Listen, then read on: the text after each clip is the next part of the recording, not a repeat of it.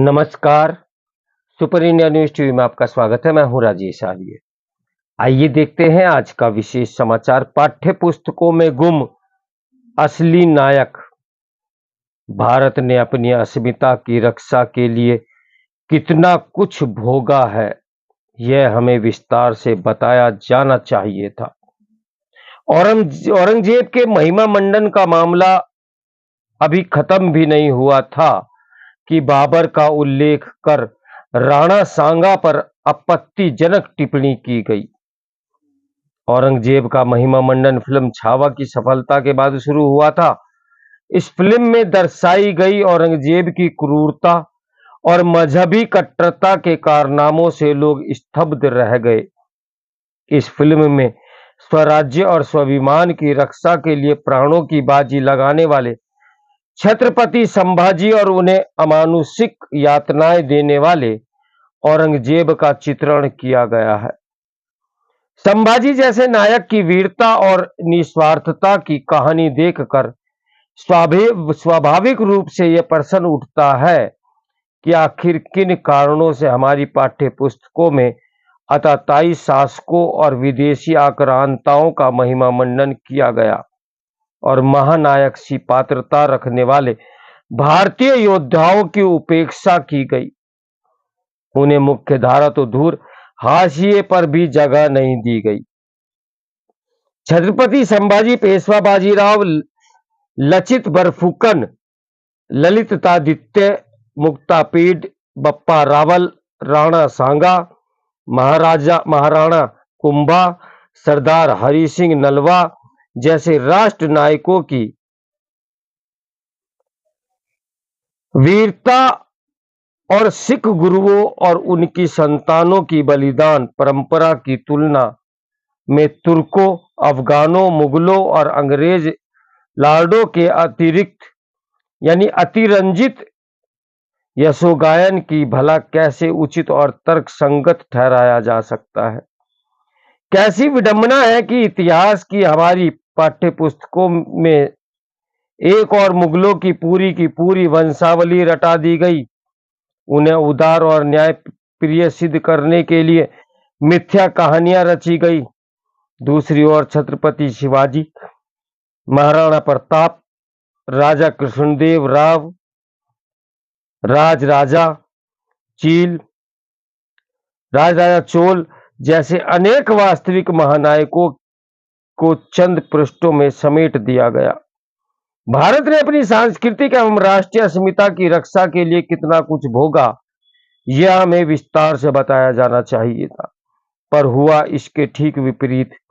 हमारे आहत स्वाभिमान और अतीत के जख्मों पर मलहम लगाने के बजाय स्वतंत्र भारत की अधिकांश सरकारों द्वारा उस पर नमक छिड़कने का ही कार्य किया गया। हद तो यह है कि देश में आतताई आक्रांताओं के नाम पर सड़कों, शहरों, चौक चौराहों एवं सार्वजनिक भवनों आदि के नाम रखे गए और स्वतंत्रता के बाद भी उन्हें यथावत रहने दिया गया। देश के न केवल दूर दराज के इलाकों बल्कि राष्ट्रीय राजधानी की सड़कों के नाम भी आक्रांताओं के नाम पर मिल जाते हैं। उन्हें देखकर वर्तमान पीढ़ी के मन में कैसा भाव जागता होगा। भला कोई देश आक्रमणकारियों का गुणगान कैसे कर सकता है? क्या इंग्लैंड में हिटलर के नाम पर किसी सड़क, भवन या चौक चौराहे के नाम रखे जाने की कल्पना की जा सकती है? इंग्लैंड तो छोड़िए, जर्मनी तक में हिटलर के नामों निशान नहीं मिलते, परंतु स्वतंत्र भारत में यह सब देखने को मिलता है।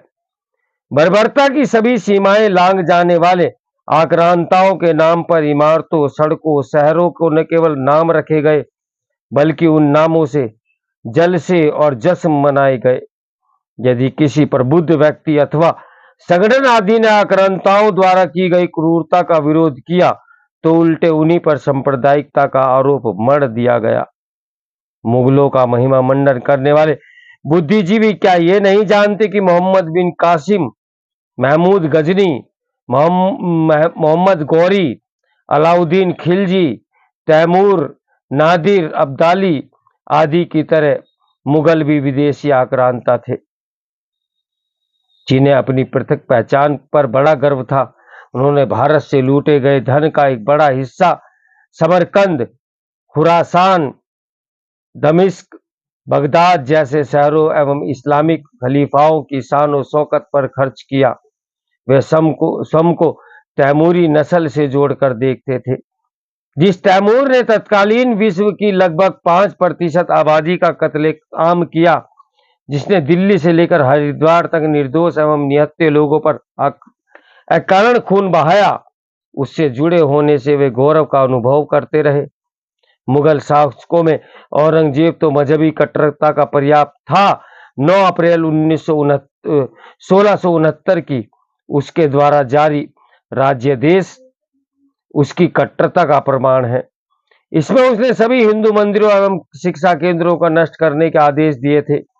इस आदेश को काशी, मथुरा समेत उसकी सल्तनत के सभी 21 सूबों में लागू किया गया था। इस आदेश का जिक्र उसके दरबारी लेखक मोहम्मद साफी मुस्ताइक खां ने अपनी किताब मजाइश-ए-आलमगीरी में किया है। मजहबी जुनून में उसने गैर इस्लामी त्योहारों एवं धार्मिक प्रथाओं पर प्रतिबंध लगा दिया। इस दौरान जजिया लागू, सनातनियों को दोयम दर्जे का नागरिक बनाकर जीने का अभिशप्त किया गया तथा सिखों के 9वें गुरु गुरु तेग बहादुर और उनके 3 अनुयायियों भाई मतीदास, सतीदास और दयालदास को अत्यंत निर्दयता के साथ मरवा दिया गया। क्रूर औरंगजेब के बारे में हाल तक एनसीईआरटी के पाठ्यक्रमों में यह पढ़ाया जाता रहा कि वह टूटे मंदिरों के निर्माण के लिए दान दिया करता था। क्रूर आक्रांताओं एवं अतताई शासकों में नायक तत्व देखने की प्रवृत्ति विभाजन की विषबेल को सींचती और समाज को काटती है और समाज को बांटती है। यह समय की मांग है कि संभाजी व राणा सांगा जैसे योद्धाओं को हमारी पाठ्य पुस्तकों में समुचित स्थान मिले, ताकि कोई अतताइयों का गुणगान करने की मूर्खता ना कर सके। तो मेरे साथ बने रहे सुपर इंडिया न्यूज टीवी की ब्रेकिंग न्यूज के लिए। नमस्कार, मैं हूं राजेश आर्य।